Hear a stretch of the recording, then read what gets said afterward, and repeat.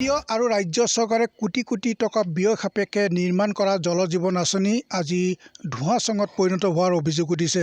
মই বৰ্তমান উপস্থিত আছোঁ বৰছলা বিধানসভা সমষ্টিৰ তাৰাজুলি চাহ বাগিচাত। তাৰাজুলি চাহ বাগিচাত নিৰ্মাণ হোৱা এখন জল জীৱন আঁচনি আজি বিগত ৩টা মাহ ধৰি বন্ধ হৈ আছে, যাৰ ফলত স্থানীয় ৰাইজে এটুপি বিশুদ্ধ খোৱা পানীৰ বাবে হাহাকাৰ কৰিবলগীয়া হৈছে। মই সেই দৃশ্যটো দেখুৱাইছোঁ যে এখন জল জীৱন আঁচনি তাৰাজুলি চাহ বাগিচাত 2021-22 বৰ্ষত নিৰ্মাণ কৰিছিল জনস্বাস্থ্যকাৰী বিভাগে।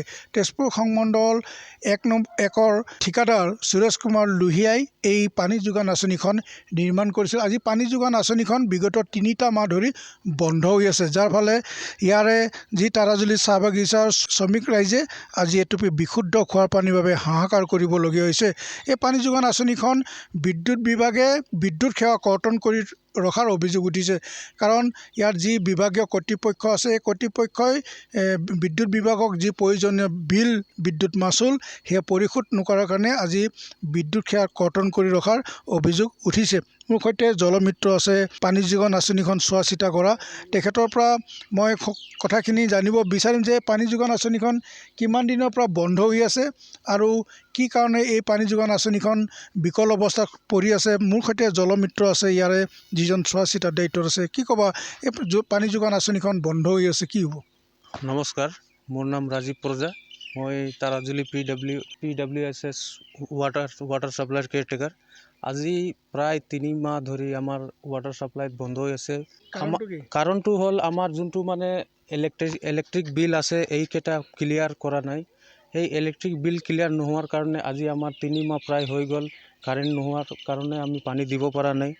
মই এই কথাখিনি আমাৰ পঞ্চায়তত ছেক্ৰেটাৰীক জনাইছিলোঁ। ছেক্ৰেটাৰীয়ে এপ্লিকেশ্যন এটা লিখি জিলা পৰিষদত এপ্লিকেশ্যন দিছিলে, যাতে কাৰেণ্টটো আমি জলদি পাই ৰাইজক পানী দিবলৈ পাম। আৰু গতিকে আমাৰ এই দিনটো লাহে লাহে বেছিকৈ পাৰ হৈ গৈ আছে, কাৰেণ্টটো পোৱা নাই আৰু দিনটো বেছিকৈ হৈ গ'ল যে আজি বাধ্যতা মানে পাব্লিকে মোৰ ওচৰত আহি মানে কি হ'ল কি নাই এইবিলাক মানে দাবী ধৰিছে, কিয় পানী দিব পৰা নাই। মোক কাজিয়াকেইটা শুনিবলগীয়া হয় আৰু কথা শুনিবলগীয়া হয়।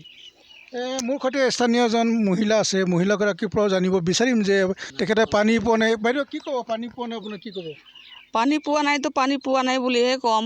3 মাহ হৈ গ'ল, মানুহবিলাক কাম যায়, কামৰ পৰা আহি ভালকৈ পানী নাপায়। ডাঙৰ বস্তু থাকিলেহে পানী যোগাৰ কৰি থ'ব পাৰিম। অসুবিধা হৈছে। ৰাতিপুৱাও কোনে পায় কোনে নাপায়, আৰু সন্ধিয়াটো কোনো পায় কোনো নাপায়। 3 মাহ ধৰি বন্ধ হৈ আছে। এইদৰে স্থানীয় ৰাইজক আজি ক্ষোভ প্ৰকাশ কৰিছে যে এখন জল জীৱন আঁচনিৰ পৰা আজি বিশুদ্ধ খোৱা পানীৰ পৰা তেওঁলোক আজি বঞ্চিত হ'বলগীয়া হৈছে। জনস্বাস্থ্যকাৰী বিভাগে ৰূপায়ণ কৰা এই পানী যোগান আঁচনিখন বিগত 3 মাহ ধৰি বন্ধ হৈ থকাত আজি স্থানীয় ৰাইজে ক্ষোভ প্ৰকাশ কৰিছে। এই পানী যোগান আঁচনিখন পুনৰ কাৰ্যক্ৰম কৰি এই অঞ্চলৰ ৰাইজক বিশুদ্ধ খোৱা পানী যোগান ধৰিবলৈ জনস্বাস্থ্য কাৰিকৰী বিভাগক ইয়াৰে স্থানীয় ৰাইজে দাবী।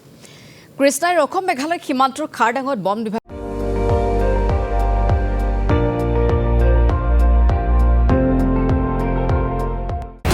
আপুনি চাই আছে ND24, সৰ্বশ্ৰেষ্ঠ নহয় সৰ্বোত্তমৰ দৌৰ।